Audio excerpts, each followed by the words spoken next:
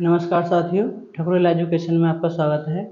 आज की इस क्लास में हम एलसीएम और एचसीएफ को डिफाइन करने वाले हैं, समझने वाले हैं उस पर किस तरीके से क्वेश्चन बनते हैं और आप उन्हें कैसे बड़ी ही आसानी से ज्ञात कर सकते हैं, सॉल्व कर सकते हैं। एलसीएम एचसीएफ ऐसा टॉपिक है, इसे आप अच्छे से समझ में आ जाएगा, आपकी बारीकियां समझ में आ जाएंगी, तो आप देखते ही इनके आंसर बड़ी आसानी से कर सकते हैं।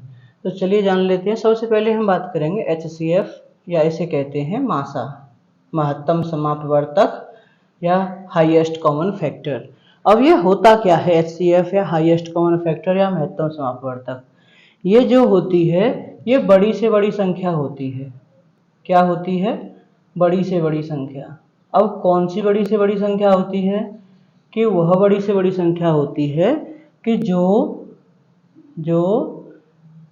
दी गई संख्याओं से, यानी जिस दी गई संख्याओं से मतलब है कि जिन संख्याओं का हम एचसीएफ ज्ञात कर रहे हैं, दी गई संख्याओं से पूर्णतः विभाज्य हो, दी गई संख्याओं से पूर्णतः विभाज्य हो। जो संख्या दे रखी हैं जिनका हमसे कहा जा रहा है कि एचसीएफ निकालिए, उन संख्याओं से पूरा भाग चला जाए, ऐसी बड़ी से बड़ी संख्या जो होगी वो एचसीएफ होगी। अब बड़ी से बड़ी कौन सी होगी ये हम जान लेते हैं एक एग्जाम्पल के माध्यम से। जैसे 20 का और 45 का कहा जाए कि इसका एचसीएफ निकालो तो क्या हुआ? सबसे पहले हम देखते हैं कि किस किस का भाग इसमें जा रहा है। तो इसमें भाई 5 का भाग जा रहा है 20 में और 45 में, 5 का ही जा रहा है, तो इसका एचसीएफ कितना हो गया? 5 हो गया। अब हम कोई और संख्या देखते हैं, जैसे 20 का और 40 का लिया हमने। अब इसमें क्या है? 2 का भाग जा रहा है, दोनों डिवाइडेड हो रही हैं, ये 10 बार और ये 20 बार। 5 का भाग जा रहा है दोनों में, 5 से 4 बार, 5 चौक 20 और 5 अट्ठे 40। 10 का भाग जा रहा है दोनों में, 10 दूनी 20 और 10 चौक 40। 20 का भाग जा रहा है दोनों में, 20 एकम 20 और 20 दूनी 40। तो हमें मासापा होता क्या है? सबसे बड़ी संख्या, बड़ी से बड़ी संख्या। तो बड़ी से बड़ी संख्या कौन सी है जिससे भाग जा रहा है? इसमें 20 हो गए, तो इसका एचसीएफ कितना आ गया? 20। ठीक है, ये 20 आ गया। लेकिन क्या ये तरीका सही है, सुइटेबल है? ये इस तरीके से आप कर सकते हैं, इसमें कभी कभी गलती होने की संभावना भी रहती है। तो आप किस तरीके से एचसीएफ ज्ञात कर सकते हैं? इसके 2 तरीके हैं आपके पास। एक तो होती है गुणनखंड विधि और दूसरी होती है आपके पास भाग विधि। दोनों ही विधियों को जान लेते हैं हम एक एक करके। सबसे पहले हम बात करते हैं गुणनखंड विधि की। गुणनखंड विधि से हम कैसे करते हैं? देखो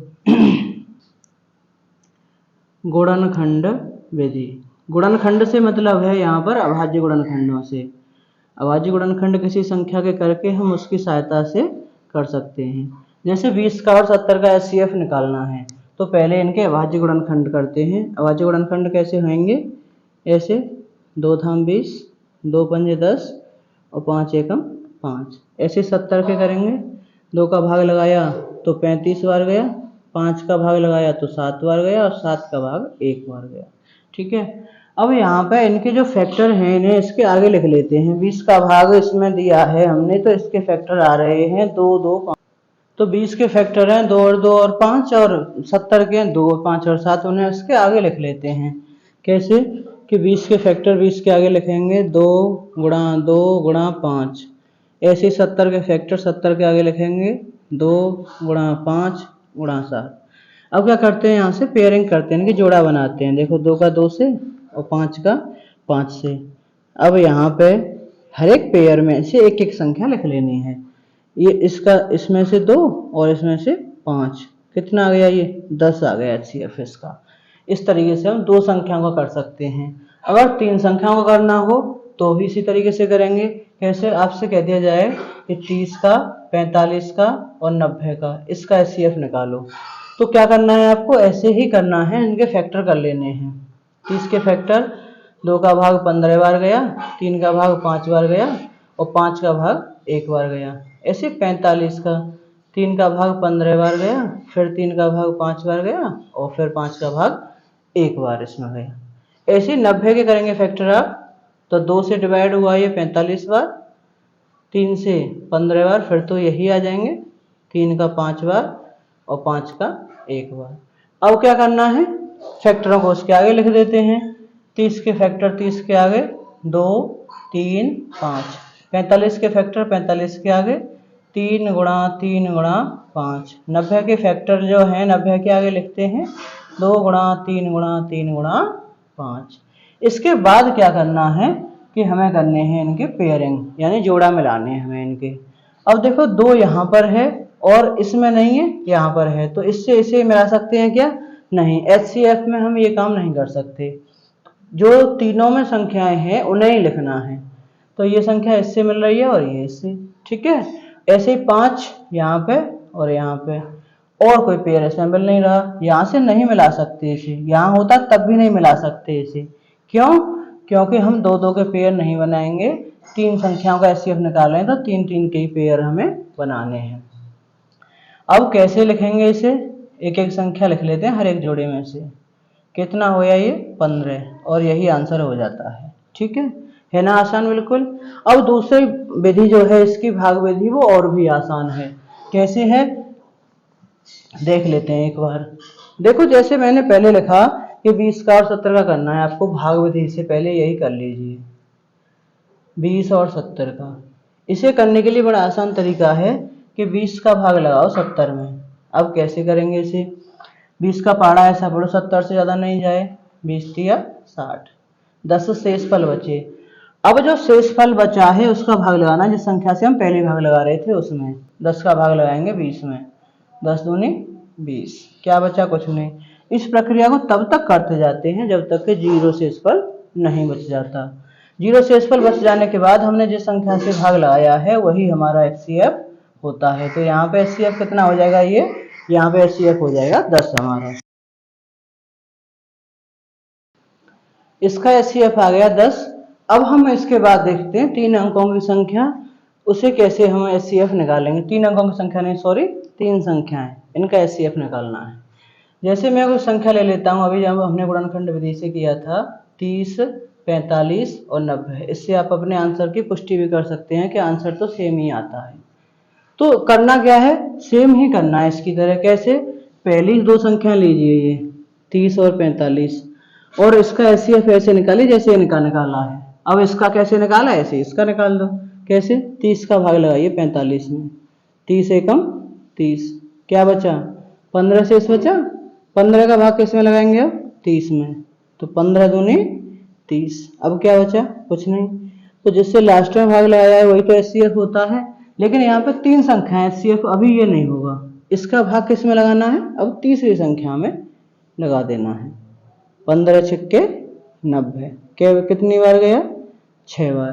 कितनी बार गया वो मायने नहीं रखता, क्या बचा वो मायने रखता है। 0 बचा यहाँ पे, तो जिससे भाग लगाया है वही HCF है। कितना हो गया? ये 15 हो गया। यही आंसर हो गया हमारा। एक और एग्जांपल देख लेते हैं। जैसे मैं करूं 20 का, 45 का और 70 का HCF पूछे आपसे, कैसे करना है? ऐसे ही तो करना है। पहले 2 संख्याओं को लेकर के आप इनका HCF निकालिए और फिर जो HCF आ जाए उससे तीसरी संख्या में भाग लगा दीजिए। 20 का और 45 का कैसे करेंगे? 20 का भाग लगाओ 45 में, 20 दूनी 40, 5 बचे, 5 का भाग 20 में, 5 चौके 20, कितना गया यहाँ से HCF? 5। अब इस 5 का भाग किस में लगाना है? 70 में, तो 5 एकम 5, 2 बचे, 0 उतार ली, 5 चौके 20। देखो जब भाग जा रहा है तो इस तरीके से आप कर सकते हैं भाग की तरह। किसी को पता हो कि 14 बार भाग जा रहा है तो 14 पंजे 70, वो सीधे सीधे डायरेक्ट ही लिख सकता है। नहीं पता है तो इस तरीके से आप भाग कर सकते हैं, ठीक है। तो HCF कितना आ गया इसका HCF आ गया 5। HCF बोले तो मासापा। दोनों ही विधि मैंने आपको बता दी है, भाग विधि और गुणनखंड विधि, 2 संख्याओं के लिए भी और 3 संख्याओं के लिए भी। सारे डाउट मैंने क्लियर करने का प्रयास किया है।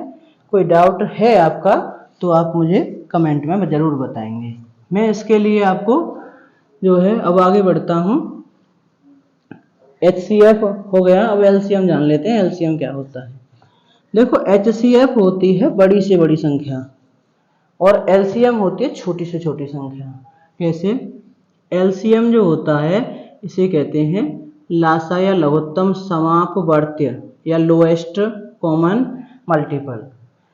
ये क्या होता है? ये छोटी से छोटी संख्या होती है। अब कैसी छोटी से छोटी संख्या होती है? कि जिससे दी गई संख्या विभाजित हो जाए, जिससे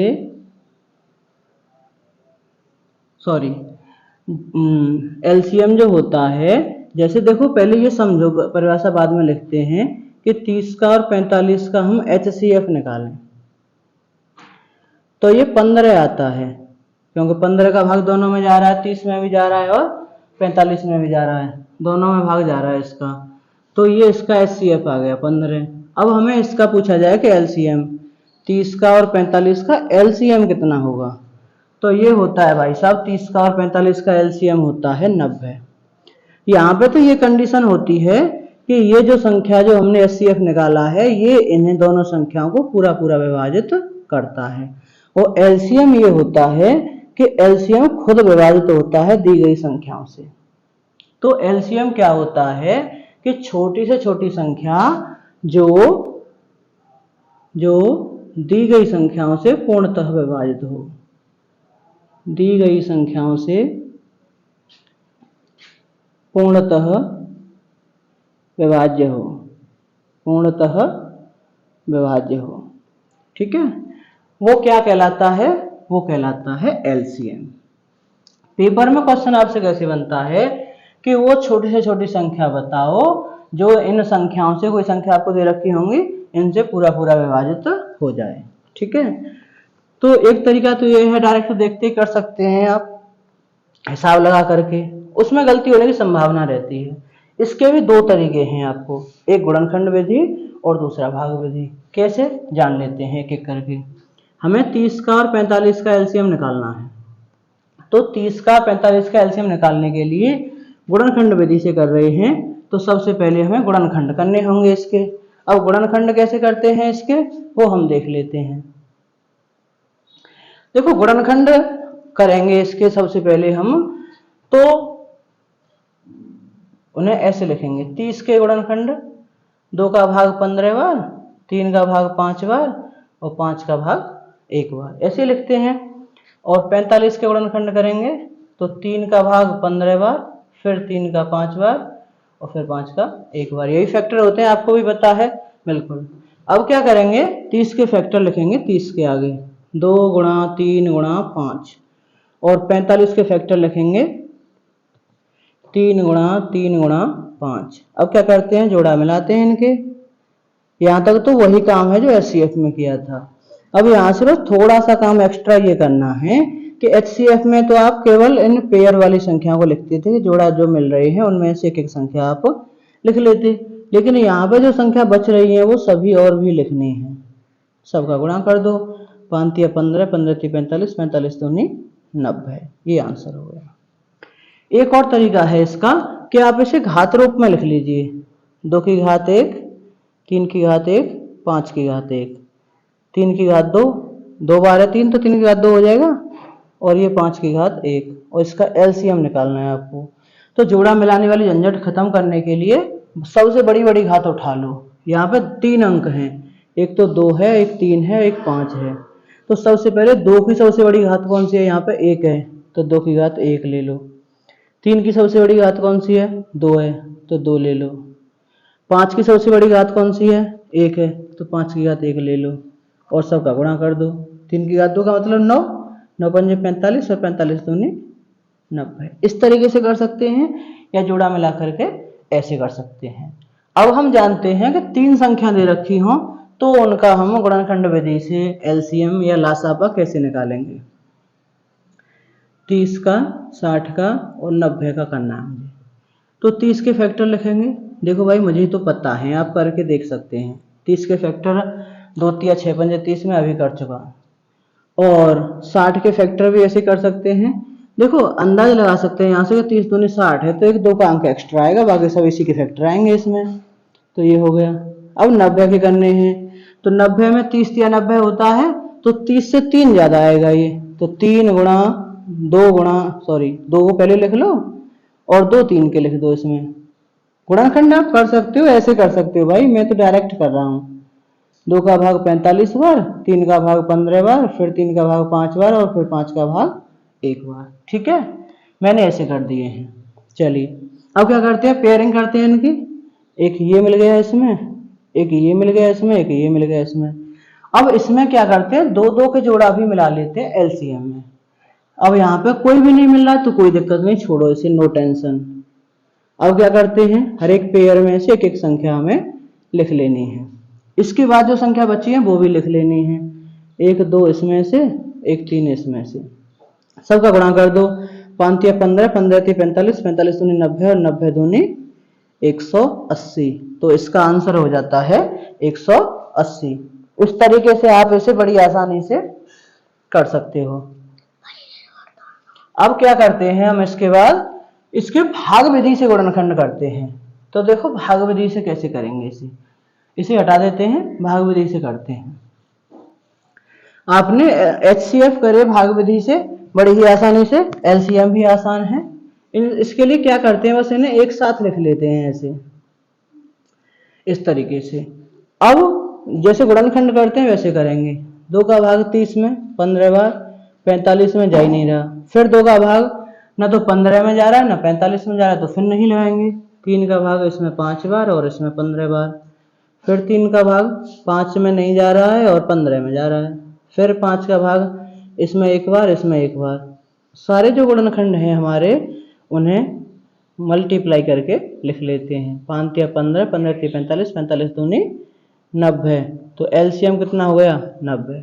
गुणनखंड विधि से तो 90 निकाला था, हाँ वो एक ही आएगा भाई दोनों तरीके से। अब हम इसके देखते हैं 3 संख्याओं के कैसे करेंगे। 2 संख्याओं के तो हमने ऐसे कर दिए, 3 के कैसे करेंगे, 3 के भी ऐसे ही करेंगे। 30 में 15 बार गया 2 का भाग, 60 में 30 बार और 90 में 45 बार। फिर 2 का भाग 15, इसमें 15 और इसमें तो जा ही नहीं रहा। फिर 3 का, अब 2 का जाना बंद हो गया तो 3 का लगाएंगे।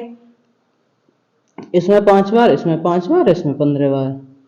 3 का भाग इन दोनों में अब नहीं जा रहा, इसमें जा रहा है, तो और लगाएंगे, जब तक जाएगा लगाते रहेंगे। अब 5 का एक एक सब में आ जाएगा, बंद कर देंगे। और जितने भी फैक्टर हैं आगे उसके जिनसे हमने भाग लगाया है, उन सब संख्याओं को नोट कर लेते हैं यहाँ पर। 5 या 15, 15 या 45, 45 दूनी 90 और 90 दूनी 180। 180 ही तो आया था अभी, बिल्कुल ऐसे ही कर सकते हैं। तो बड़ा ही आसान है एलसीएम एचसीएफ। आप इनका अभ्यास करेंगे एक बार तो बहुत आसानी से समझ में आ जाएगा। वैसे सारे डाउट मैंने यहाँ पे आपको क्लियर करने का प्रयास किया है। फिर भी कोई डाउट आपका बचता है, आपको कोई समस्या आ रही है इसमें, तो आप हमें कमेंट सेक्शन में ज़रूर बताएं, हम उसका निराकरण करने का पूरा प्रयास करेंगे। वीडियो अच्छी लगी हो तो लाइक